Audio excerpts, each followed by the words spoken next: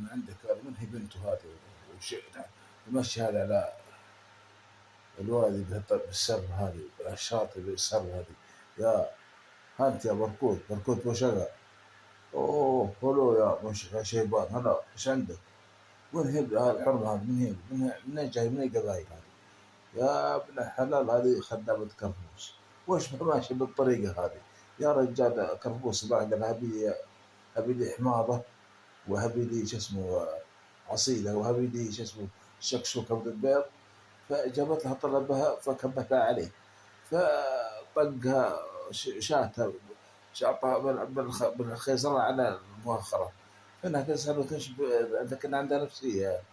طيب يا ابن الحلال وش باشا بشعرك ياخذ عطى لبسهم هذا كذا ابن الحلال وش نسوي عاد؟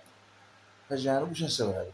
لك ما تعودك أنت تفتر يا جماعة تقري شباب الديرة ما تعودنا نلتقي بس رجال نظرنا صفراء يبغى كوي صفراء في عقلها وتبغى خدامة كوي ياخذ منها يتحرش بيه يا رجال.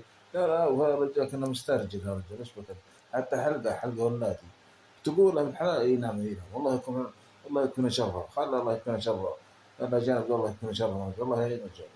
هذه الخدامة إعداد أخوكم سيد شاكر شيري يظن أنها في صفراء في عقلها أو من هذه السبب من إعداد سيد شاكر شيري لازم تقوم ما شاء الله تبارك الله. أنا أحب أقول لك ضحكة بدون ما أغتاب بدون ما شو اسمه أسوي نميمة أو من هذا السالفة ولا تدخل في شؤون الدول ولا تدخل في طرق في أحد. إعداد سيد ما شاء الله تبارك الله والسلام عليكم.